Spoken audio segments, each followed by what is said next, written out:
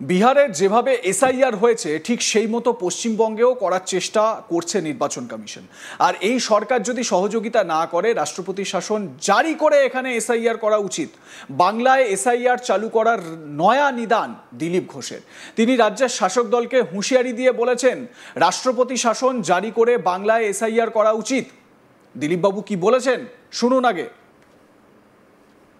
যেভাবে বিহারেতে এসআইআর হয়েছে সফলভাবে, পশ্চিমবাংলায়ও করার চেষ্টা করছে নির্বাচন কমিশন। আর প্রশাসনিক যারা আছেন কর্মচারী, তাদের দিয়েই তো করতে হবে। আমার মনে হয় তারই প্রস্তুতি চলছে এবং এটা অবশ্যই হওয়া উচিত। আর এই সরকার যদি সহযোগিতা না করে রাষ্ট্রপতি শাসন জারি করে এখানে এসআইআর করা উচিত। শুক্রবার নিউ টাউন ইকো পার্কে প্রাতঃভ্রমণে যান বিজেপি নেতা দিলীপ ঘোষ। তিনি সাংবাদিকদের মুখোমুখি হয়ে বলেন, বিহারে যেভাবে এসআইআর হয়েছে ঠিক সেই মতো পশ্চিমবঙ্গেও করার চেষ্টা করছে নির্বাচন কমিশন। প্রশাসনিক যে সমস্ত কর্মচারীরা আছেন তাদের দিয়েই তো করতে হবে। মনে হয় তারই প্রস্তুতি চলছে, আর এটা অবশ্যই হওয়া উচিত। আর এই সরকার যদি সহযোগিতা না করে রাষ্ট্রপতি শাসন জারি করে এখানে এসআইআর করা উচিত। দিলীপ ঘোষের কি বক্তব্য আরও একবার শুনুন আপনারা। যেভাবে বিহারেতে এসআইআর হয়েছে সফলভাবে, পশ্চিমবাংলায়ও করার চেষ্টা করছে নির্বাচন কমিশন। আর প্রশাসনিক যারা আছেন কর্মচারী, তাদের দিয়েই তো করতে হবে। আমার মনে হয় তারই প্রস্তুতি চলছে এবং এটা অবশ্যই হওয়া উচিত। আর এই সরকার যদি সহযোগিতা না করে রাষ্ট্রপতি শাসন জারি করে এখানে এসআইআর করা উচিত। শাসক দলের নেতাকে আক্রমণ করে তিনি বলেন, কে চোর তা বাড়ির দিকে তাকালে বুঝতে পারবেন। আমার মনে হয় তাদের কুকুর বেড়ালের নামেও অ্যাকাউন্ট আছে, ব্যাংকে টাকাও আছে। একটা পরিবারের সকলেই দুর্নীতিগ্রস্ত, সবার নামেই কোনো না কোনো কমপ্লেন। সেই নিয়ে নিজেদের মধ্যে মারামারি, ইনকাম করার জন্য সবাই রাজনীতিতে এসেছে। গোটা পরিবার যেখানে দুর্নীতিগ্রস্ত, তারা অন্যের দিকে কি করে আঙুল তোলে? স্লোগান দিলে লোকে মেনে নেবে? মূলত মমতা বন্দ্যোপাধ্যায়কে নিশানা করেই তাঁর এই বক্তব্য।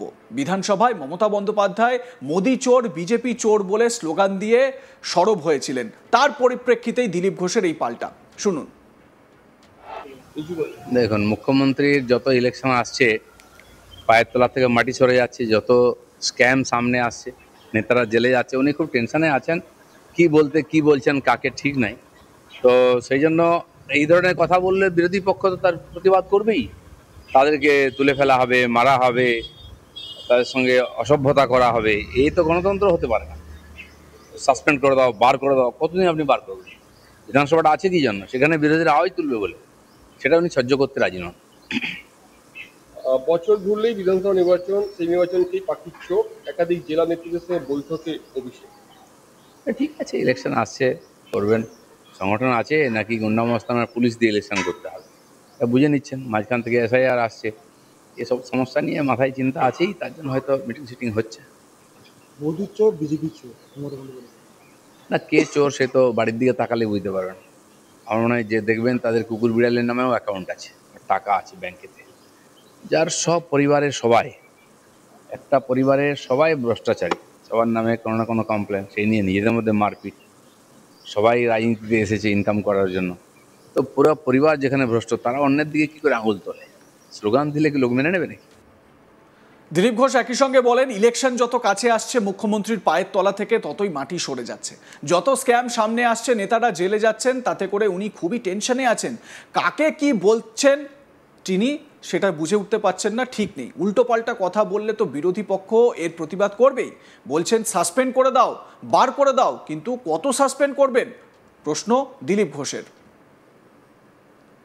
এখন মুখ্যমন্ত্রীর যত ইলেকশন আসছে পায়ের তলা থেকে মাটি সরে যাচ্ছে, যত স্ক্যাম সামনে আসছে, নেতারা জেলে যাচ্ছে, উনি খুব টেনশনে আছেন। কি বলতে কি বলছেন কাকে ঠিক নাই। তো সেই জন্য এই ধরনের কথা বললে বিরোধী পক্ষ তো তার প্রতিবাদ করবেই। তাদেরকে তুলে ফেলা হবে, মারা হবে, তাদের সঙ্গে অসভ্যতা করা হবে। এই তো গণতন্ত্র হতে পারে না। সাসপেন্ড করে দাও, বার করে দাও, কতদিন আপনি বার করবেন? বিধানসভাটা আছে কি জন্য? সেখানে বিরোধীরা আওয়াজ তুলবে বলে, সেটা উনি সহ্য করতে রাজি নন। বছর ঘুরলেই বিধানসভা নির্বাচন, সেই নির্বাচনকেই পাখির চোখ। একাধিক জেলা নেতৃত্বের সঙ্গে বৈঠকে অভিষেক। ঠিক আছে, ইলেকশন আসছে, করবেন।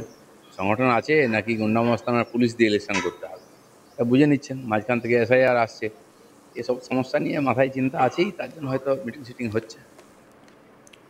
উল্লেখ্য, বৃহস্পতিবার বাংলা ভাষার মর্যাদা রক্ষার অঙ্গীকারে বিধানসভায় শুরু হয় আলোচনা। এদিন মুখ্যমন্ত্রী মমতা ব্যানার্জির ভাষণ শুরু হতেই উত্তাল হয়ে ওঠে বিধানসভা। বিজেপি বিধায়করা তারা ওয়েলে নেমে বিক্ষোভ দেখান। পাল্টা তাদের দিকে তেড়ে যান কয়েকজন তৃণমূল বিধায়ক। ঘটনার সূত্রপাত বিজেপি বিধায়কদের দাবি যে স্পিকার তাদের বক্তব্য বলার সময় মাইক অফ করে রেখেছিলেন। মমতা বন্দ্যোপাধ্যায় যখন আসলেন, তিনি বলা শুরু করলেন, তখন মাইক অন করলেন। এরই প্রতিবাদে সরব হতে থাকেন এবং মুখ্যমন্ত্রীর বক্তব্যের সময় তারা ক্রমাগত স্লোগানিং করতে থাকেন। এই সময় বিজেপি বিধায়ক বিধানসভার নিরাপত্তা রক্ষীদের মধ্যে হাতাহাতির ঘটনাও হয়। বিজেপি বিধায়কদের টেনে হিঁচড়ে বাইরে বের করার চেষ্টা করেন মার্শালরা। এদিন বক্তব্যের মাঝেই মমতা বলেন, আর নেই দরকার মোদির সরকার। মুখ্যমন্ত্রীর বক্তব্য এবং সেই সময় বক্তব্য চলাকালীন বিক্ষোভ দেখাতে শুরু করেন বিজেপি বিধায়করা। স্পিকার বিমান বন্দ্যোপাধ্যায় বারবার সকলকে শৃঙ্খলা বজায় রাখার আবেদন করেন। তা সত্ত্বেও বিজেপি বিধায়করা ওয়েলে নেমে বিক্ষোভ দেখাতে শুরু করেন। আসন ছেড়ে উঠে পড়েন মুখ্যমন্ত্রী এবং দলীয় বিধায়কদের সংযত থাকার বার্তা দিতে থাকেন। এই ঘটনার পর বিজেপি বিধায়কদের বিরুদ্ধে সরব হন তৃণমূল নেতা কুণাল ঘোষ। কুণাল ঘোষ এ প্রসঙ্গে কি বলেছেন শোনাবো।